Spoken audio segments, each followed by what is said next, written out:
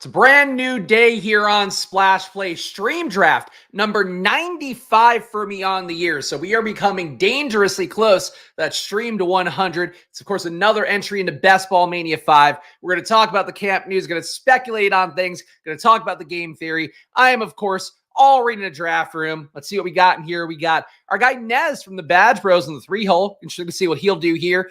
B-Spurf, a regular as well. So I'm surrounded by people we know. Though how Nez is drafting these days, I don't think we're going to conflict very much. So hopefully we won't. Besides that, here, no stalker day here. Start a little bit early on the stream because, it's like I got to basically I'm catching a bus here on the morning every stream now, where if I start a little bit later, if I start my draft entry a little bit later, then I'm getting all the regulars, including our stalker Jeremy in a draft room. And if I'm doing a little bit earlier, then hopefully getting some different names, getting a more real experience, what you guys want to see, which is the hope here. Tyreek Hill goes first. So I feel like another share of Christian McCaffrey wouldn't make me upset. He's gotten paid. The workload, it seems like, for him going to be there. Some camp reports as well that Garendo has a long way to go to have a shot to even be on the field. So that's something where I think the speculation is he might have a redshirt year. So that makes it a little more clear to take an Eli Mitchell, I suppose.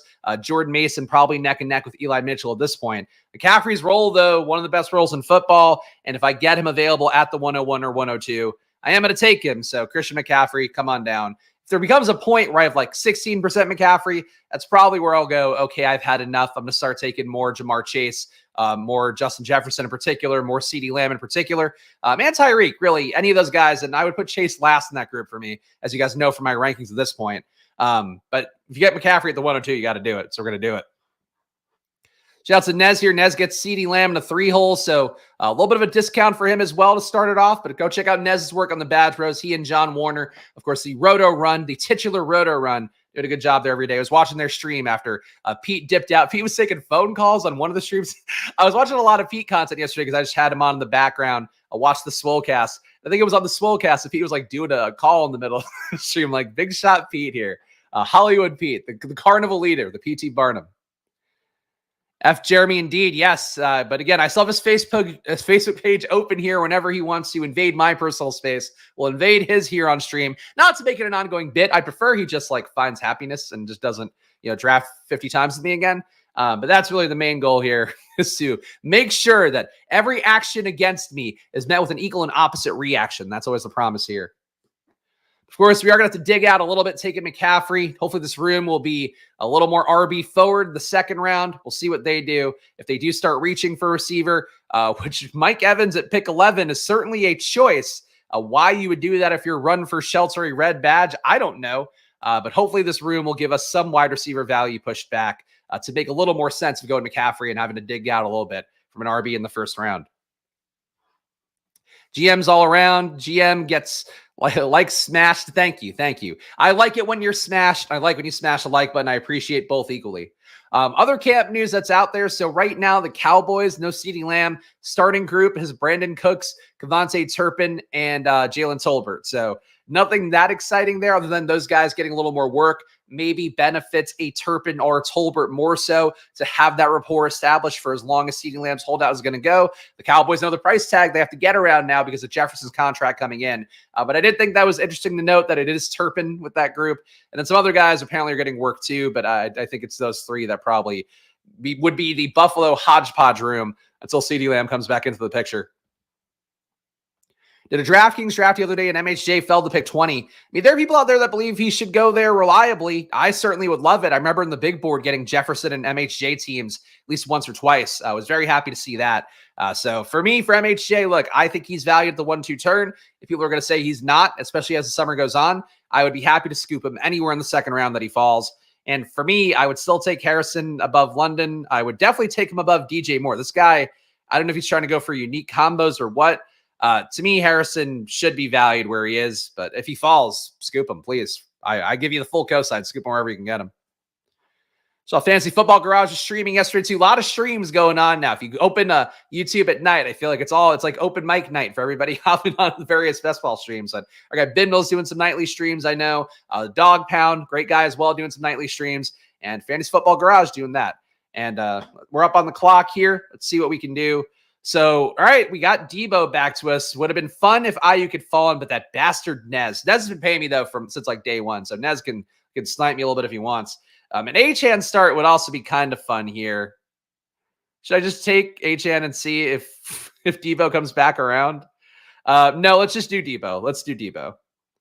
Feel like getting a little bit of a discount on CMC, a little bit of a discount on Debo. I saw somebody tweeted a screenshot of starting McCaffrey, Ayuk, Debo, and then somehow Laporta fell all the way back. That would certainly be the dream scenario, but that's not the case here because Ayuk is gone anyway. And frankly, Laporta going back to 40, I don't think happens very often. So I do think that adding Achane and McCaffrey as a start is kind of fun, even though, you know how if you feel about running backs in this show. Devontae Smith, I've ranked higher than ADP. I think Diggs would be a nice player for me, a guy that don't get enough of. Really, these two running backs with McCaffrey is pretty tempting there. Let's just see what happens. Let's just see what I can do here. I'm doing bimodal RB once again. I've done a Bijan Achane start. We'll do a bimodal McCaffrey Achane start with Debo. So I got to tell you guys, I like early receivers. I don't love Debo generally. This is unique to start, but definitely going to be a good thing here to see this team and how it goes.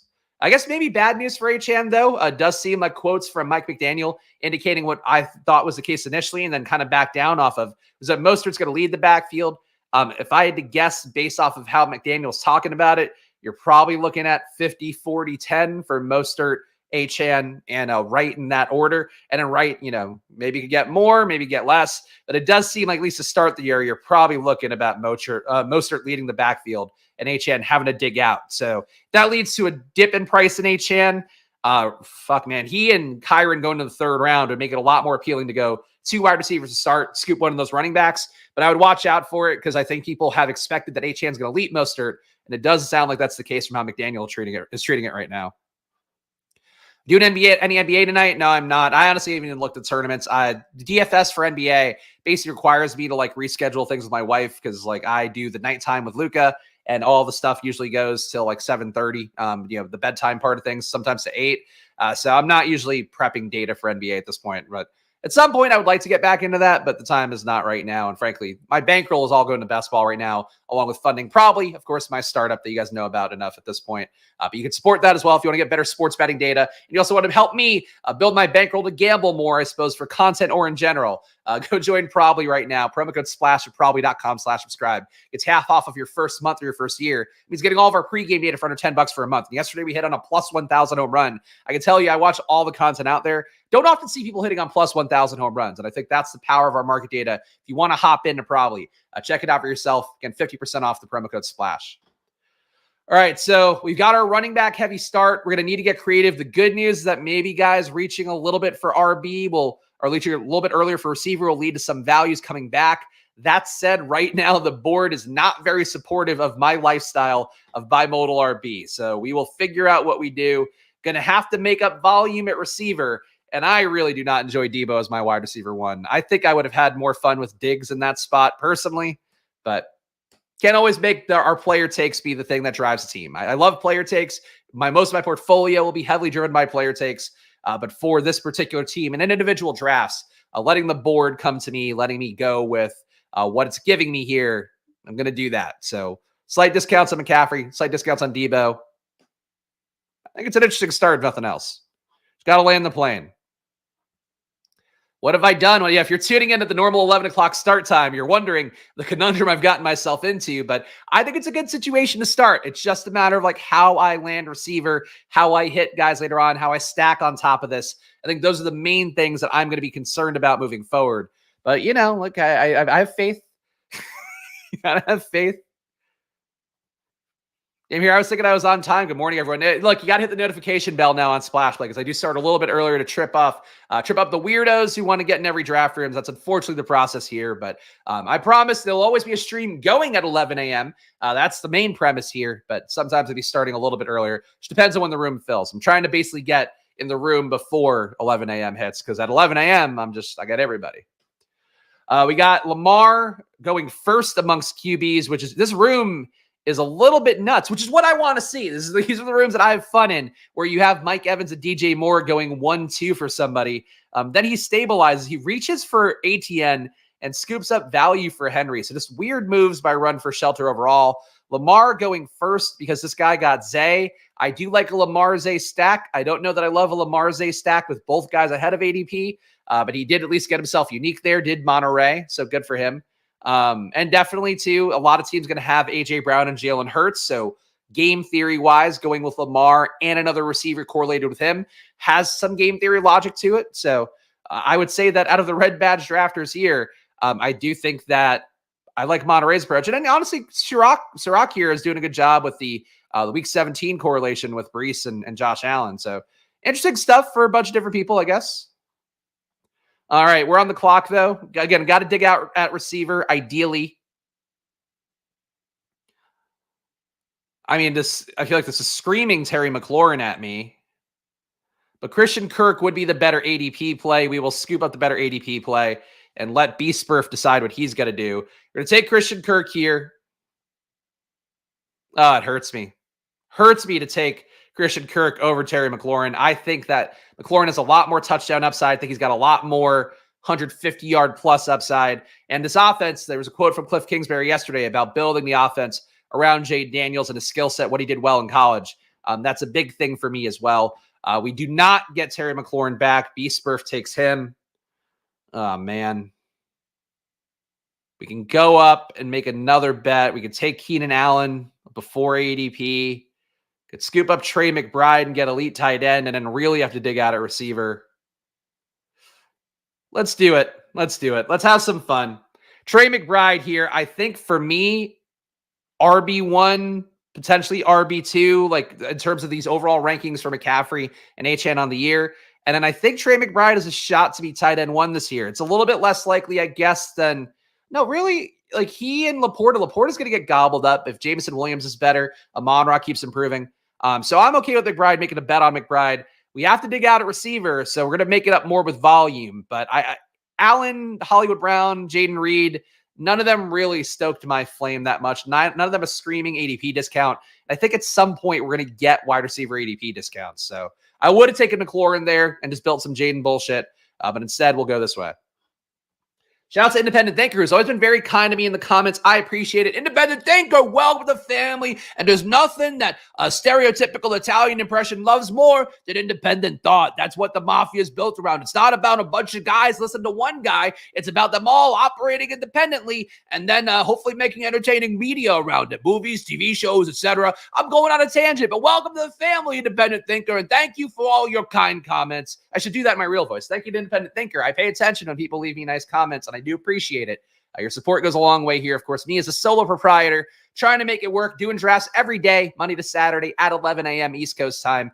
And that is a promise here on Splash Play. Tomorrow, another draft. Who knows? Maybe 2. And then on Saturday, another jaunts to the world of drafters. Which, of course, you can go deposit for yourself on drafters right now. Promo code SPLASH on there up to a $100 deposit match. And really the best rake back in the biz as well. Of course, we do love Underdog here. Underdog has been a presenting sponsor of Splash Play for a few years now. But on drafters, the no playoff pods and the rake back is a big part. We're getting an entry back at 10, another entry back at 25, another couple entries back at 50. If you put in 100 entries, you end up getting 7 entries for free. They also give you $100 if you end up maxing their big $15 Drafters Million tournament, which has $500K to first and again 17 weeks of scoring, no playoff pods. So check that out. Of course, we will be drafting on drafters on Saturday. And that one too, because there's no pods, I don't care about people drafting with me quite as much because here, like if you're drafting with people regularly, the same people in a draft room on Underdog, you're in the same pods. And also if you're a streamer like me, people then siphoning your player takes, siphoning off stuff you're trying to do on stream. So for drafters, it's a little more clean because you're just competing for that entire run. You have to worry about a pod at all. You don't have to worry about Tide pods. You have to worry about any pod. You have to worry about pod people, AirPods, none of those things. Which state am I in? I am in Pennsylvania. I think you've been asked, would you stream a Superflex draft? I haven't been asked about that. I don't love Superflex, though. People have asked about the marathon more than they have the other things. I personally just don't enjoy Superflex. I'm willing to do it if they give one of the big board Superflex tournaments, and that's the only main tournament going. Superflex is just like, you can try to not take QB early. You could take like, oh, cool, I got a sick Justin Jefferson, Christian McCaffrey start, and that's a lot of fun. But then you really have to dig out at QB. So I just think the draft board doesn't align in a way that I find fun because, like, it's either you're part of that mad dash for QB early or you're then scraping together a bunch of QBs late. So the main strategy would be I would try to get at least one QB out of the way early while scooping up some elite talent around that. Then you add on a couple of later QBs. But that's the main thing there for me. I don't really have any great feedback on it. I'm just not a super flex guy in general. Bobby here needs one more to fill weekly winners and two more to fill eliminator. He's trying to do 2 drafts, so go support Bobby if you enjoy those draft formats. Artillery Frost here. I haven't been able to catch live for a while. I got to get back to Artillery Frost. If you guys are new here, by the way, and you do join the channel, you get up to 10 team reviews a month for me. But I do them one at a time because of the fact that, A, sometimes people want to converse about it or give some questions and follow up, but also because of the fact that I'm now hitting, we're just shy of 100 members, so your joins do matter a lot right now. But I'm now hitting like a good 6 team reviews and batches like a couple times a day. So just keep in mind there, submit it to me on Discord. But if you want to get into the VIP Discord and also get my 10 team reviews a month, hit the join button down below for $4.99 a month. I feel like I'm plugging too much right now, but new members here, and that's been top of mind for me to make sure that I'm getting team reviews out, but also explaining the process a little bit because it's not a clean workflow for me unless I make it a clean workflow. But exactly how you said in the super flex drafts, yeah, it's like I get the appeal of something different. To me, if you're gonna do something different, I would do some of the other tournament formats. I would do, I would do the marathon. I would do the sprint, I guess, even though the price point on that one I don't love.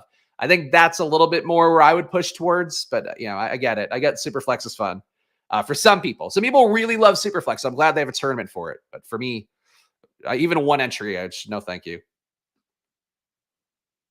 It's like fucking stacking like while doing coke. It's like you're trying to stack and correlate while somebody's just ripping lines. Like that's basically how those drafts go. The Black Friday sale of drafts is Superflex.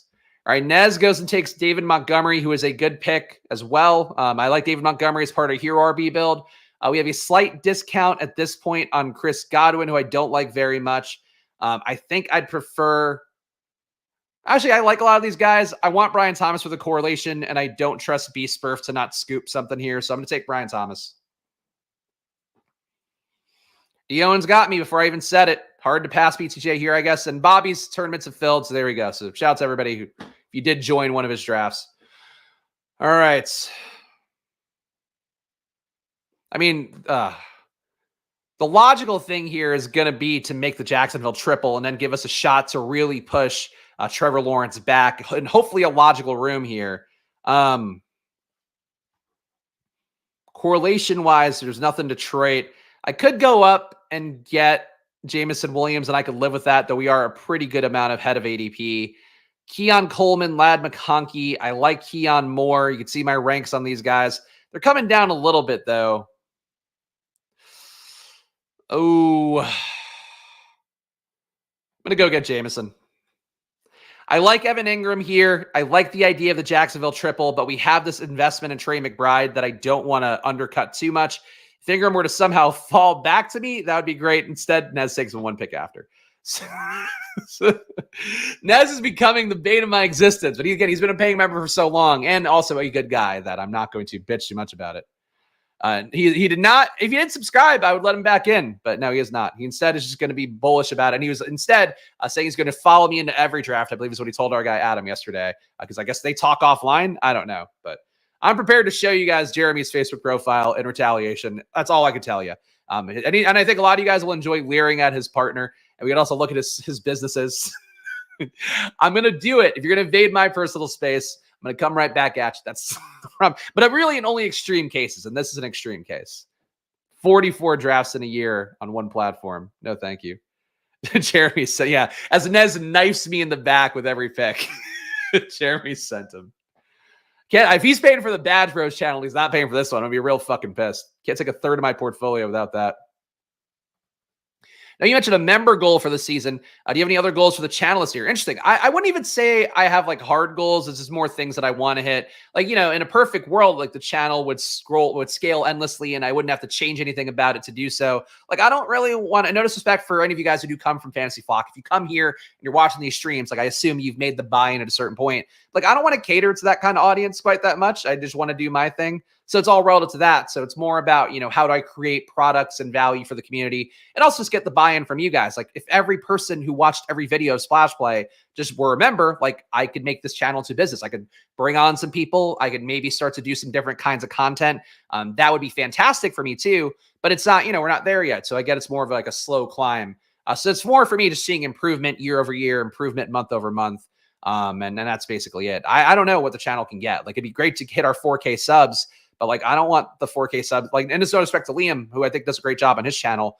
I don't want Liam's 4K. Like, I don't want those same people. I want different people who are not, again, we're catering to that middle regular season player, redraft player mindset. It's not ever going to be me. It's not what I play. I want to gamble about the things I want to gamble on, and that's best ball, and it's in-season DFS, which was also really big growth for us last year too, or for me last year. So that's my focus, just to keep sticking with 5 days a week as best I can, doing these drafts, and I guess right now 6 days a week, and then get ready for NFL DFS and give the same service we did last year. I think we done, honestly, I would say my content last year is better than most people in industries for in-season. So a lot of that too is like hoping a lot of you guys will follow me more in-season, because right now there's like a bit of a separation of audiences too, where it's like best ball people come in at different periods. A lot of people start to come in now, May, June, July, August. And then for DFS, like a lot of the best ball people leave, and you get a new audience in who hasn't followed the content the entire offseason. So merging that together more would also appeal to me a bit. That's a general goal. Never going to happen unless he pays us money. He's too again, it's so uncomfortable to me, like, really. Like, and granted, I'm a little more sensitive to this stuff because of my Barstool days where, like, I got death threats, got, like, weirdo people, like, really saw the worst of the internet during that time period, just because of what it means to be at a large-scale internet site trafficked by, in particular, men of a certain demographic. So, like, I have more sensitivity to that stuff than others, but, like, if you're going to force your way into 1/3 of my drafts, and you can't, and like, and as Adam pointed out yesterday, spend over $1,100 plus all the ones he did on DraftKings, which I don't have a count of. Like, it's just too much. Like, I'm cool with Parasocial, but like, he's not even a guy who like contributes in chat. He's not part of the community. It's like, it just creeps me. So, and watching it and look at his Facebook profile, to be honest too, like, I'm like, okay, like, I get it now, but that's really the main thing for me. Just drawing boundaries a little bit. Boundaries for the sake of my portfolio, as well as for the company and, the growth here, the company that, we keep here. You want the Pat Crane / ETR style viewer, not the Flock / Vetri style. Look, I love Sal too, but yeah, I can't cater to those people. You have to have sort of a knowledge base here, and then be willing to accept some different stuff. Like, I view some things differently than Pat. I view some things differently than the ETR guys. I view some stuff differently than Pete, Gretsch. Like, I love those guys very much. Like, they've been great to me, great friends in terms of the content game and all that. But I view it differently. I view a lot of things differently, and I'm going to continue to do so. And I think that's my edge, And I use different data, like the SIS data. Like, Hayden uses it. Like, some guys who are really smart use it as part of their process, but nobody really, I think, integrates it into content like I do. So that's, I don't know, just soapboxing, I guess. Hopefully somebody out there finds it interesting. Tony Pollard, good reports for him and Tyjae Spears being used similarly. Both guys looking good, obviously, at their ADPs, I would say. We got the bet on Arizona. We could go that way. We could also do, once again, and a little bailout with Curtis Samuel, but I think there's going to be decent receiver pockets coming up. We've got 4 through our top 80, so I am going to take James Conner with his first pick here. So increase the bet on Arizona. I think make it so we really don't have to add a lot more at running back. Maybe one more running back would be the pick. All right, so we get Curtis Samuel pushed back our way. Jaden Daniels. So this guy took McLaurin, is going to try to push Jaden all the way back around. I don't know that I would buy that. We could backdoor some Washington stuff. No, I think this is probably a Curtis Samuel pick again. Or you know what? Let's just make me done at running back. Let's see what I can do here. 4 running backs in the first 100, 4 receivers in the first 400. So technically an evenly built team. But I think we're done at running back with these choices now, because we have our 2 superstars. One guy between these two has to make the flex, hopefully. And then our 4 receivers here, which we'll see what fucking old Nez does to us on the way back. But if we can get Trevor Lawrence, I would feel good about that. We have some Tennessee stuff late that we could do, or later that we could do. I think we're live. Let's give the team a read so everybody's on the same page, including the audio listeners. We got Christian McCaffrey, Devon Achane, James Conner, and Brian Robinson here. So to me, two backs I expect to be bell cows for their team, and McCaffrey and Conner. Achane I expect to have a pretty good role along with the same explosive upside we saw last year. Brian Robinson, I do think, is a bell cow adjacent player. I think he's more of a 15 to 18 touchback than a 20. But I think for Brian Robinson, he closed this room up for me. And then we can just really slam wide receiver and slam QB and tight end as we need to. So I really, for me, just want to see how this build feels as more than anything. Because I like the idea, if I can make it work in a way that I still think I have upside, of having two stud running backs like amongst the tier that I think really have explosive upside.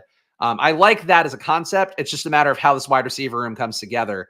But you see Samuel falling here. I think we're going to see receivers fall a little bit more in this 110 to 150 range, which is why I did go off wide receiver that time. Nez is always pushing up AD Mitchell. I mean, I like Adonai Mitchell too. I definitely think that his price tags come up enough that for me, a lot of the game, especially now I'm doing weekly rankings updates, is to try to let guys, align more with the market. So if the market thinks AD Mitchell's generally worth 110-ish picks, I'm willing to take AD Mitchell at 105. But I think 99 to 105, maybe the jump's getting a little bit big, but Nez knows. Becoming an RB bro right in front of our eyes. Now I'm becoming, I would say, more this. I'm becoming more of an RB piggy, just scarfing him up. But I think it's more that the price tags are where they are now, where I think in previous years, you probably would have had like Achane as a back of the first round guy, maybe early second guy. And McCaffrey obviously would have been the 101. Here I'm getting him at 102, and I'm getting Achane along with getting a top receiver in the top 3 rounds. So like that's really it to me. It's more the ADPs moving around. Don't want to do it all the time, but I think having some of these looks in my portfolio is good. And also for me at this point of a draft season where I'm almost 40 entries in, I want to make sure I'm getting comfortable with some of these different builds because the rooms may just afford these opportunities more as guys' ADPs move around.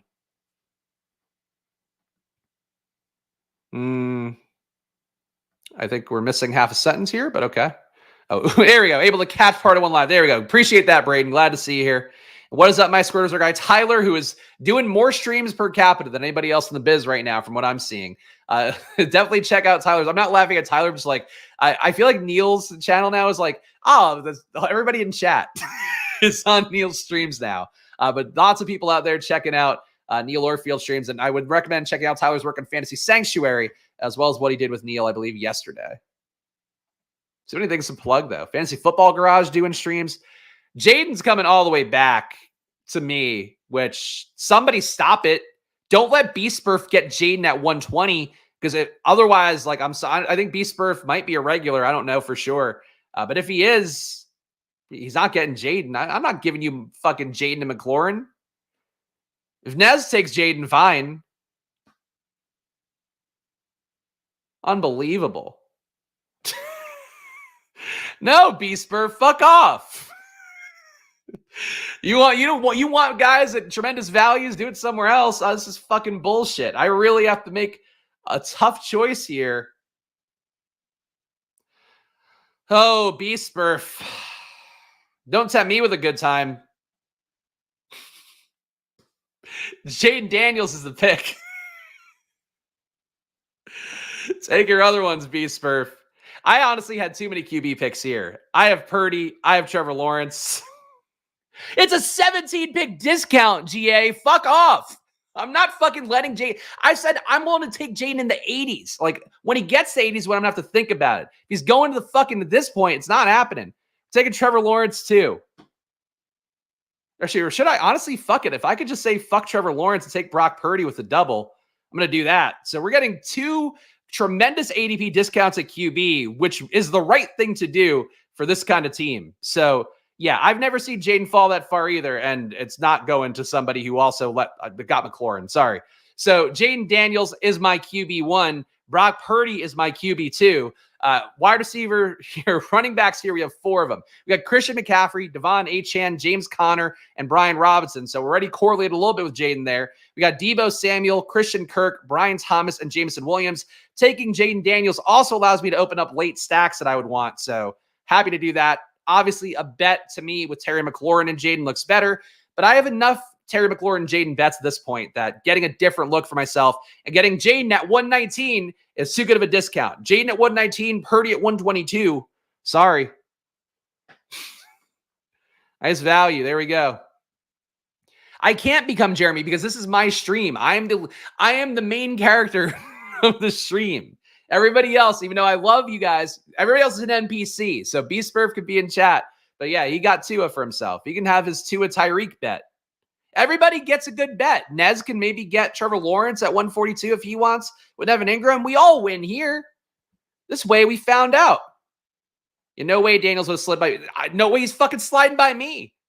Again, I'm taking Jaden in the 90s, man. If he's going to 119, fuck that, man. He's going to go with me every time. Me and Jaden, we're going out like this. I've got my hands in Jaden's back pocket. He's got my bandana in his back pocket as well because I own that ass. I'm taking Jaden Daniels anywhere I can get. Cliff Kingsbury is saying the right things for once. He's saying, oh, man, we studied what Jaden can do, and we're going to make it play to his strengths or to play aggressive and downfield and open up opportunities for him to run. Music to my ears because he's not a great coach, but he figured that out. I figured you wouldn't be B-Spurf because you had the Tua thing, which was much more correlated anyway. But yes, to me, I'm not like Jaden can't go that far. He's not getting past me when I don't have a QB, and especially a team like this too. Like at this point for me with the team that I've built, I'm just targeting pure upside at other positions that aren't RB. So having the correlated bet here with Purdy and Debo, and then Jaden, who's going to give me a floor a lot of weeks of 20 points, let's say 18 to 20, whatever. I think that Jaden is like a nuts pick for this team. But I'm glad that B-Spurf is going to take it beautifully. Does your wife know about Jaden Daniels, Spags? I don't think she does to the extent. She knew last year how in on AR I was because we talked about she's an Eagles fan. That's really the only view of football she cares about, the only prism through which she views it. So we had talked about a little bit through that where it's like, oh, the Eagles offensive coordinator is now the Colts head coach, and I love their QB, and it's going to be a lot. So like she got that part. We haven't talked about Jaden yet because there's really no relevance to the Eagles besides the fact that like I bet Jaden beats the Eagles one time this year. So Nez ends up getting Trevor Lawrence at 142. Everybody wins. I get a Jacksonville stack without Trevor Lawrence. We're all doing great. I also get myself a Week 17 bring back for Jaden Daniels. We'll take Darnell Mooney. Would have been better if Dotson fell back, but he went at the other side of the board, so nothing we can do about that one. All right, 2, 4, 5, 1 here. Have to keep adding at receiver, obviously. At some point, have to add some more at tight end. I don't know that I have to go up and get Sinnott right now. Detroit SF, Jacksonville, Tennessee, New England. Jalen Polk looking decent in camp. Again, probably their only good downfield target. I'm going to go Jalen Polk here. Might regret not taking Sinnott now, but I'd rather push Sinnott if I can, and we'll take a shot that we can. Give the team a read here. It is a 2-4-6-1 right now. We got Jaden Daniels at a 16-pick discount that I will. If you are in a room with me, you better get Jaden Daniels before me because if he's ever at a discount like that, it's not happening. It's an incorrect price is how I feel about it. Same thing with AR at pick 70. Those both can't exist. Jaden Daniels, Brock Purdy at QB, both big discounts. Christian McCaffrey, Devon Achane, James Conner, Brian Robinson Jr. So we are done at running back. We did hit 4 running backs on our first 100 picks. So went a little bit aggressive there at RB. So that's why we have to go deeper at receiver. Debo Samuel, Christian Kirk, Brian Thomas, the Jacksonville double without the Jacksonville QB, who I don't love that much. If I get him, fine. But when I have Purdy and Jaden, I'm cool making that bet not on Trevor Lawrence. Jameson Williams, a Week 17 bring back, who I believe is also a little bit undervalued as ADP. Darnell Mooney, got him at ADP. Jalen Polk at ADP. And McBride, a little discount on McBride. More of a discount than I probably would have accounted for. How deep? As deep as we can take it. See if we can take it. Jade might be the cheat code QB. This time last year, AR-15 was already a top 100 pick. Yeah, AR did fall down a little bit, but yeah, I personally believe that right now, Jaden should be priced in the 90s, and I think he should steam up to the 80s. And really, I've talked about before, I think his true price, like in terms of what he represents and what I expect of him is like 5'6". Like he should be a 5'6" round guy. And in terms of like, if we're going to treat him like we're treating rookie wide receivers coming in, like we're not treating Jaden Daniels like we're treating Marvin Harrison, like, which is fine. Like I get it's different positions, but to me, like you're talking about one of few guys here who in week 17 has 40-point upside, 35 to 40-point upside. That's Jaden Daniels. And there's like maybe what, 5 guys in the draft who have that? Definitely less than 10. So that's my belief on it. Team is fire. Thank you. Look, I wiggled around the room a little bit more than I normally do, but I think I've built something nice. We'll see if we can stick the landing. That's obviously the goal.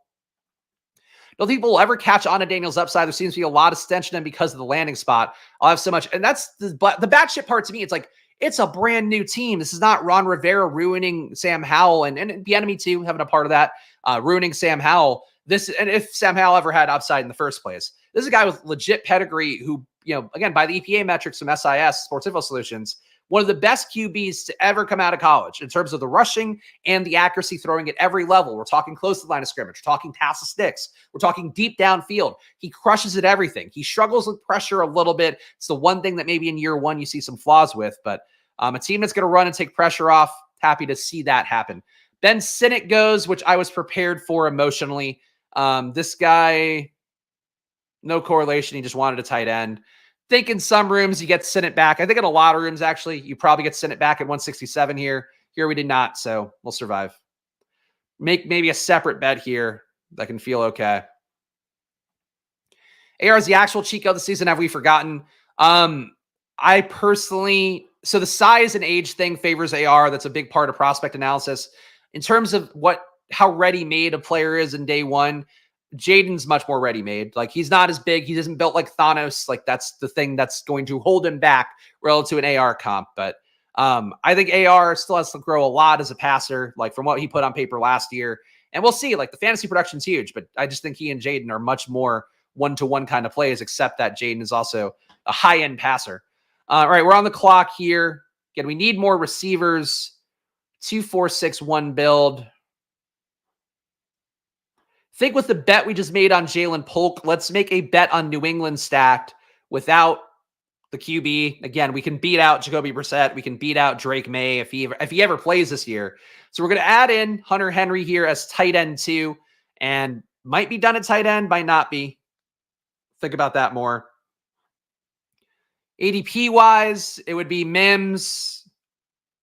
Mims correlates with nothing here. I think for the tiebreaker, we're going to make sure we're stacking up Jaden a little bit more than Brian Robinson Jr. We're going to take Luke McCaffrey, and we'll get some stuff back, I think. I don't know that I'm losing a whole lot with a tiebreaker between McCaffrey and Marvin Mims. Mims, bigger downfield play upside for sure, bigger splash play upside. I would say definitely the case for Marvin Mims, but McCaffrey correlates more with our bet. And again, we need some more game stacking for Washington, so that works for me.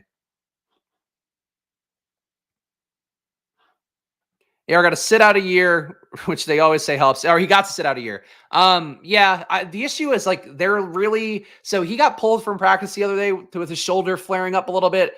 I worry about him, man. Like, he took some bad hits, and I don't think that's something you can really account for. But that was one thing that I did look at more when watching Jaden Daniels, especially like the all 22 tape for Jaden, was like, how does he get hit compared to how AR gets hit? AR gets hit, it's like a Mack truck colliding with another Mack truck.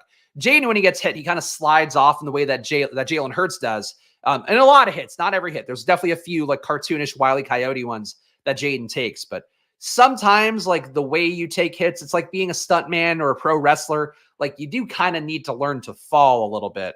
And I think that that's my big concern for AR, especially if the shoulder is getting a little bit rough at this point. I don't know. But the shoulder was supposed to be full go. So, like, that scares me. That scares me the same way that seeing Aaron Rodgers limp around at his practice would scare me. Obviously, I have a lot more faith in the real AR, Anthony Richardson. But I think that when you see an injury reoccurring and the team kind of being like having to slow roll it a little bit, I think it's a point of concern, even though obviously I'll be above the field on AR. I'll be at least 16% AR this year. I promise that. But, Bo Melton at 178 is not a play I would make. No matter what tiebreakers you have, you could take Melton in round 18. You shouldn't do it in round 15. It's not a great pick. Rodgers playing that up for cameras. He knows what he's doing. I don't think he's playing up a foot injury on camera to make for more entertaining content. I think what he would love to do is show him going 17 for 17 and 11 on 11s and having them report about how great he looks. I don't think he wants people to be reporting on like, oh, this old guy is hurt again. What does that give him? What's the advantage? What teams are going to attack his foot then? Is that what he wants? He wants people to come after his surgically repaired Achilles? What would be the upside of playing it up for cameras? Star method victim with Green. Is that the case though? Because this guy's been reaching around a good amount, but maybe he is big stack in Green Bay. He got Dobbs. So he didn't get any of the early guys. He's making a Dobbs, Wicks, Musgrave, Melton bet. This guy Manaray honestly has done an interesting team. I don't agree with what he's doing in terms of the ADP movements right now, but definitely an interesting team out of the 10 hole. The 11 hole is just doing bullshit. The 11 hole is not doing anything smart, I would say. 10 hole looks great. I think 9 hole's done a good job. This is an interesting draft, honestly. I think, too, the way it worked out with me, B-Spurf, and Nez, I think we all ended up pretty okay. And despite, competing for guys and all of us, I think, taking a few guys from each other's pile. So I think this has been an okay draft for him. Very happy with this team so far, but 3 more rounds to stick the landing. Pop Douglas, good camp reports. Might have been a fun bet to increase the New England stuff, but at this point, 2 pass catchers from New England, probably enough without the QB. But it does seem like Pop Douglas settling into a good slot role. Still think Polk is the downfield guy. That's what he did best in college. The only guy there they have now that can do what he can do downfield. So I think that's why I like Polk the most. Douglas, to me, I feel like live to at some point lose snaps to Baker, but apparently Douglas has been a killer at camp. So for whatever that's worth. All right, let's sort by ADP here to see if there's anything we want to do. Could take a third tight end, I suppose. I mean, at this point, do we just increase the New England bet and say they're going to ping pong? I don't think that's an insane thing to do. So we're going to go Javon Baker here. So we now have Polk, Baker, and Hunter Henry, a triple for New England, which I think is one way to make it up if your team did not hit receiver early and get the confident floor plays. Having a stack of a team and just making a bet that New England's pass game core gets there a little bit more, I think is a kind of bet that makes sense for teams like I have here. So that's my justification, if nothing else. Got Washington. I'm going to keep taking wide receiver just because we did start it so late and we haven't hit things perfectly there. Going to take Tyler Boyd for some Jacksonville correlation. Have a player in mind for round 18, but let's give the team a read so far. Think it's going to be a 2-4-10-2 if I had to guess. We have Jaden Daniels and Brock Purdy. We have Christian McCaffrey, Devon Achane, James Conner, and Brian Robinson. I love the RB room. We'd have to sacrifice to get it, though, with all 4 guys in the top 100. Deebo Samuel, Christian Kirk, Brian Thomas, Jamison Williams, Darnell Mooney, Jalen Polk, Luke McCaffrey, Javon Baker, and Tyler Boyd. So we only took 4 receivers in the top 100, and one of them was a reach for week 17 correlation / a guy I just think is undervalued in Jamison Williams. But besides that, like these guys all should have roles. At least Mooney should have a role, wide receiver 2 there. Polk should have a role. I think potentially wide receiver 1, but at the very least, guy playing outside as a wide receiver 2. Luke McCaffrey, starting slot for Washington. Baker we'll see. Boyd's a starting slot for Tennessee no matter what. That's why poor Traylon Burks is in hell because Boyd took his job. And then we have McBride here for elite tight end. Hunter Henry, who I think is undervalued. I'm happy with the teams. Was there just like a light flicker? What's okay. Might have just been in my head, but something just flickered here in the house. All right, so we got one more pick left. We'll see what we do. Camera was so far away. Rogers probably didn't even notice the camera. Yeah, there we go. There we go. He loves the drama. I've been seeing around here in Wisconsin forever. I guess I just don't think it. I don't think that behooves him much to pretend like his Achilles is fucking up. That's my belief, though. I gave my case. Rogers seemingly dealt with tightness and blisters. Not that shocking for a 40-year-old coming off Achilles and sat a year. You worry with tightness re-aggravation all season. Tyler does dig deep on the PT components of things here, so something to point out there.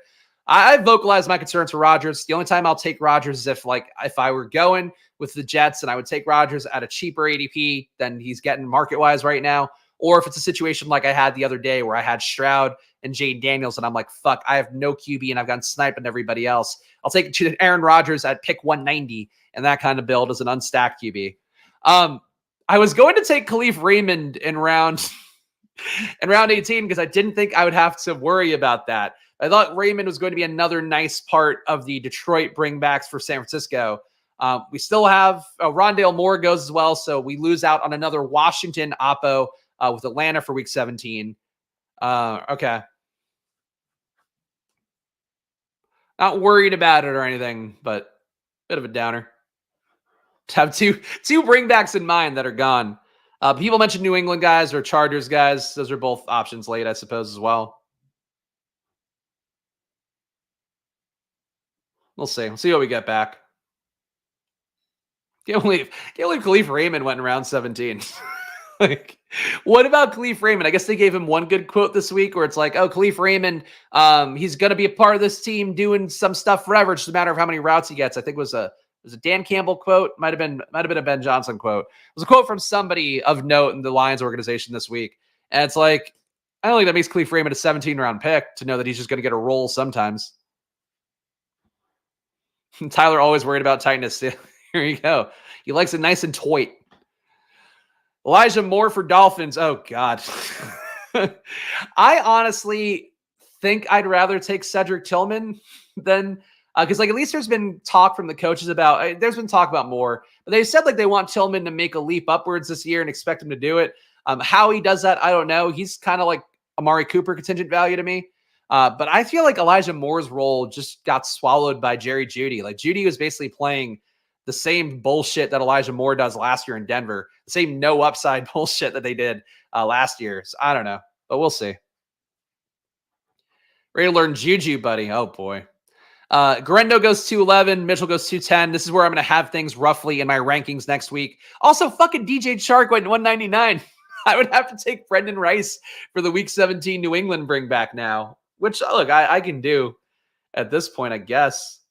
This room has really been a wild one. I love my team. This room has been very hard to predict. I just named the two guys in your queue. Here we go. There we go. We're all losing somebody here. I don't think that Odell should go 212 and Khalif Raymond at 202. Especially this guy doesn't really. This guy has it. Oh, he has a vague Detroit bet with Jahmyr Gibbs. Ugh, that's kind of flimsy, dude. Oh, here's Sirach. Fun drafting with you, Weird Room. Yeah, you did a good job. You, Sirach, and Manta Ray. Well, Manta Ray got really weird down the home stretch, but you guys both did a fun job, I think, in the 9 and 10 holes. And the 11 hole, I don't know what's going on there, but who am I to say? Who am I to judge? Who am I to judge? I guess, I probably see more teams than most people on stream, at least.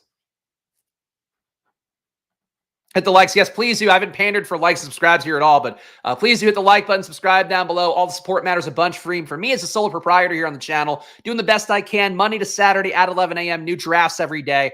So come back for that one. And who knows, tomorrow, maybe even a double. We'll see how the day goes. See how the first draft goes. Elijah Moore goes to Nez, so that bring back is gone as well. Niners are playing Detroit, and we have nobody else left from Detroit that's worth taking. Oh my God. Oh my God. Oh, fuck it. It's been a while, Brendan. Come on down, Brendan Rice, for the New England Oppo correlation. He's gotten no good camp reports.